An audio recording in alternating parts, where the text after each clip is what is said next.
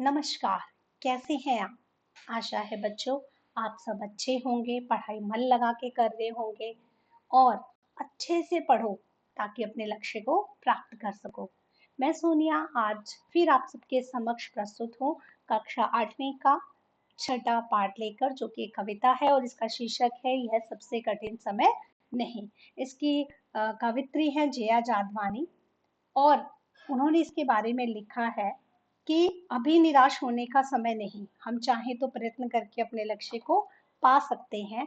और यही इस कविता के शीर्षक का अर्थ भी है, यह सबसे कठिन समय नहीं। तो बच्चों आपसे एक नम्र निवेदन है कि यदि आप ये वीडियो देख रहे हो तो अंत तक वीडियो में बने रहिए। इस वीडियो में मैं कविता पाठ भी करूंगी, आपको उसका अर्थ भी समझाऊंगी, प्रसंग कैसे लिखते हैं, व्याख्या कैसे करते हैं, शब्दार्थ क्या है और बहुत सारे परीक्षा उपयोगी प्रश्न उत्तर भी आपको बताऊंगी जो परीक्षा के समय आपके बहुत काम आने वाले हैं। तो इसलिए बच्चों इस वीडियो को पूरा देखें, लाइक करें, ज़्यादा से ज़्यादा बच्चों के साथ शेयर करें और सब्सक्राइब कीजिए इस चैनल को ताकि मैं आपके लिए जो नए नए वीडियो लाऊं उसका आप लाभ उठा सके। तो चलो कविता पाठ शुरू करते हैं। यह सबसे कठिन समय नहीं। नहीं, यह सबसे कठिन समय नहीं। अभी भी दबा है चिड़िया की चोंच में तिनका और वह उड़ने की तैयारी में है। अभी भी झड़ती हुई पत्ती थामने को बैठा है हाथ एक। अभी भी भीड़ है स्टेशन पर, अभी भी एक रेलगाड़ी जाती है गंतव्य तक, जहां कोई कर रहा होगा प्रतीक्षा। अभी भी कहता है कोई किसी को, जल्दी आ जाओ कि अब सूरज डूबने का वक्त हो गया। अभी कहा जाता है उस कथा का आखिरी हिस्सा जो बूढ़ी नानी सुना रही सदियों से दुनिया के तमाम बच्चों को। अभी आती है एक बस अंतरिक्ष के पार की दुनिया से, लगाएगी बचे हुए लोगों की खबर।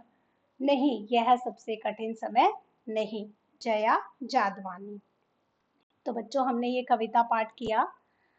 अब हम इसके कुछ शब्दार्थ करेंगे। शब्दार्थ इस तरीके से हैं। शब्दार्थ कठिन, कठिन का अर्थ होता है बच्चों मुश्किल। झरती का अर्थ है गिरती। पत्ती का अर्थ है पेड़ का पत्ता। थामना सहारा देना। गंतव्य पहुंचने का स्थान। प्रतीक्षा इंतजार। वक्त का अर्थ है समय। कथा का अर्थ है कहानी।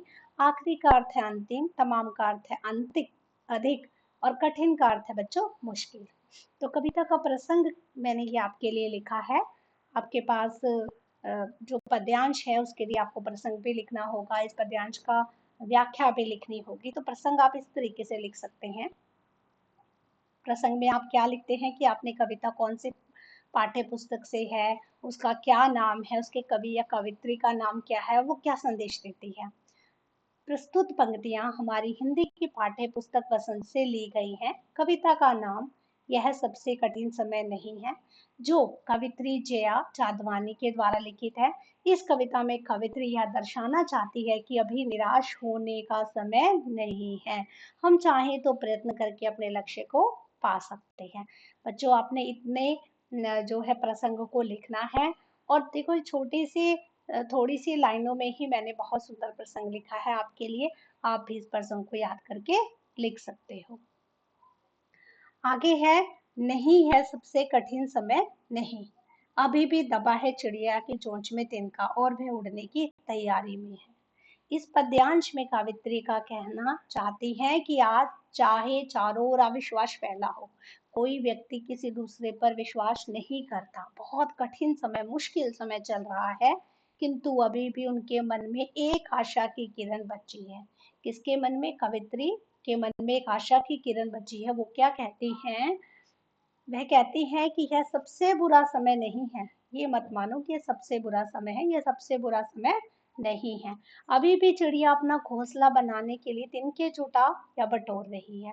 तो इससे क्या पता चलता है कि चिड़िया को आशा है कि समय अच्छा आ जाएगा, वह अपना लक्ष्य प्राप्त कर लेगी, इसलिए वह घोंसला बना रही है। तो कवित्री हमें समझाना चाहती है कि यह सबसे बुरा समय नहीं है, हमें उठना चाहिए, अपने कार्य को, अपने कर्म को करना चाहिए ताकि हमें सफलता मिल सके। अभी भी अभी भी झड़ती हुई पत्ती थामने को बैठा है हाथ एक। अभी भी पेड़ से टूटकर गिरने वाली पत्ती को थामने वाला एक हाथ बचा है। इसका अर्थ ये लगा सकते हो बच्चों कि अगर हम किसी कार्य को करने में असफल हो रहे हैं तो कोई न कोई ऐसा जरूर होता है जो हमें हौसला देता है, जो हम में उम्मीद जगाता है और हम उस कार्य को कर गुजरते हैं और अपने लक्ष्य को प्राप्त कर लेते हैं। तो कवित्री बोलती है कि निराश होने की जरूरत नहीं है, उठो, कर्म करो और लक्ष्य की प्राप्ति की ओर बढ़ जाओ। तो इस पद्यांश में से कुछ परीक्षा उपयोगी प्रश्न उत्तर मैंने आपके लिए बनाए हैं। नहीं, यह सबसे कठिन समय नहीं, शब्दों से क्या तात्पर्य है, क्या अभिप्राय है, क्या अर्थ है। उत्तर में आप लिखोगे यह समय कठिन नहीं, अपने लक्ष्य की ओर बढ़ने हेतु हमें संकोच, संकोच का अर्थ होता है शर्म, नहीं करना चाहिए। दूसरा प्रश्न है चिड़िया चोंच में तिनका दबाए उड़ने की तैयारी में क्यों है। तो उत्तर में आप लिखोगे चिड़िया घोंसला बनाना चाहती है। तीसरा प्रश्न है चिड़िया नीड़ का निर्माण क्यों करती है। नीड़ का अर्थ होता है बच्चों घोंसला। चिड़िया अंडे देने के लिए घोंसले का निर्माण करती है। चौथा प्रश्न है यह सबसे कठिन समय नहीं, कविता किसने लिखी। तो कवित्री जया जादवानी ने लिखी है। इसे अच्छे से याद कर लीजिए, ये प्रश्न आपसे जरूर पूछे जाते हैं। पांचवा प्रश्न है झड़ती हुई पत्ती थामने बैठा है हाथ, पंक्ति का अर्थ बताएं। या कविता के पद्यांश में एक पंक्ति आई है, पेड़ से गिरते पत्तों को गिरने से बचाने के लिए कोई सहारा दे रहा है, वैसे ही जैसे यदि कभी हम हारने वाले होते हैं और कोई हमारा हौसला बढ़ाता है और हम जीत के लक्ष्य को पाने के लिए आगे बढ़ जाते हैं। इसका अर्थ बहुत ही गहरा है बच्चों। कभी कभी ऐसा लगता है, हमें लगता है हमें कुछ याद नहीं होगा, अब हम कुछ नहीं लिख पाएंगे, लेकिन कोई ऐसा व्यक्ति जो हमें अच्छे से पढ़ा दे, हमें अच्छे से समझा दे, जो चीज हमें नहीं आती उसका ज्ञान करवा दे, तो हो सकता है कि हम आसानी से अपने लक्ष्य को प्राप्त कर जाएं और सफल हो जाएं, और ऐसा होता भी है। तो कवित्री क्या बोलती हैं कि कोई ना कोई ऐसा होता है जो हमें हौसला बढ़ाता है और हमारे जीत के लक्ष्य को प्राप्त करने में हमारी मदद करता है। इसी के साथ आगे बढ़ते हैं बच्चों। तो बच्चों मैं आपके लिए बहुत सारे परीक्षा उपयोगी प्रश्न उत्तर लाई हूँ, तो वीडियो के अंत तक बने रहिए ताकि आप इसका लाभ उठा सके। अभी भी भीड़ है स्टेशन पर, अभी भी एक रेलगाड़ी जाती है गंतव्य तक। कावित्री का कहना है कि रेलगाड़ियां लगातार अपने मार्ग पर चलकर यात्रियों को उनकी मंजिल तक पहुंचाती हैं। आपने देखा है रेलगाड़ियां चलती हैं, यात्री उसमें बैठते हैं, उतरते हैं, अपनी मंजिल तक पहुंचते हैं तो उतर जाते हैं, फिर दूसरे चढ़ जाते हैं।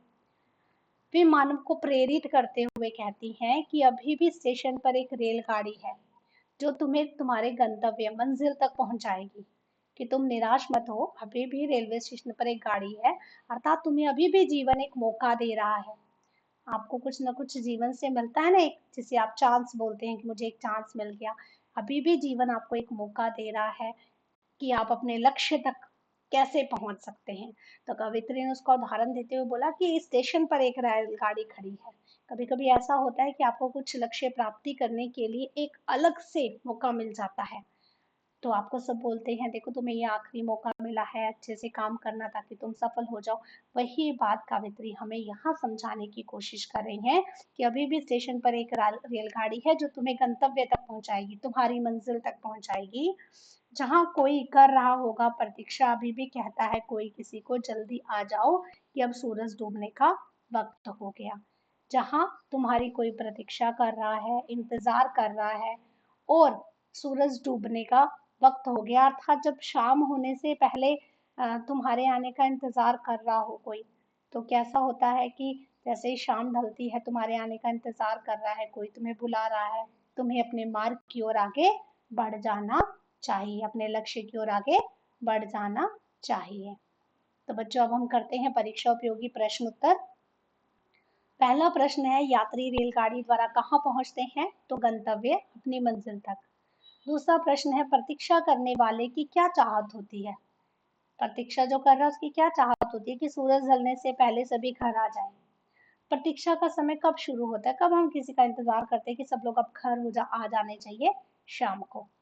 इस पद्यांश में हमें क्या संदेश दिया है कि समय अनुसार लक्ष्य की ओर बढ़ जाना चाहिए। यदि जीवन में हमें ऐसा समय मिले कि हम अपने लक्ष्य को पाने के लिए आगे बढ़ें तो हमें उस लक्ष्य को हासिल करने के लिए समय रहते ही कार्य कर देना चाहिए। ये नहीं है कि समय बीत जाए फिर आप सोचो कि मेरे को तो लक्ष्य मिलेगा, तब नहीं मिल पाएगा।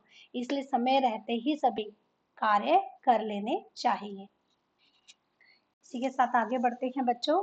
अभी कहा जाता है उस कथा का आखिरी हिस्सा जो बूढ़ी नानी सुना रही सदियों से दुनिया के तमाम बच्चों को। तो इस व्याख्या में कवित्री कहती हैं कि मनुष्य को अभिष्ट मार्ग की ओर बढ़ने से पूर्व घबराना नहीं चाहिए। अगर आपको अपने जीवन में कभी अपने लक्ष्य को प्राप्त करने के लिए आगे बढ़ना है और कठिन मार्ग है तो आपको घबराना नहीं है, लक्ष्य साध कर प्रयास करना है। आपको अपना लक्ष्य निश्चित करना है और खूब मेहनत करनी है।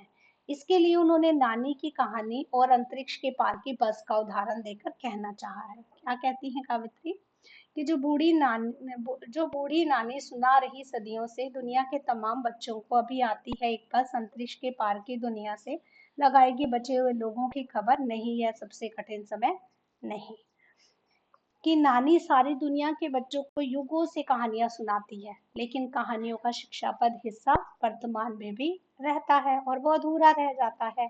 साथ ही कवित्री कहती है कि अंतरिक्ष के पार से एक बस उन बचे हुए लोगों का समाचार ला रही है जो मुश्किलों को झेल कर सफलता प्राप्त करके आ रहे हैं। आशावान बनकर मनुष्य को अपने लक्ष्य की ओर बढ़ना चाहिए। हमें कभी जीवन में निराशावान नहीं बनना।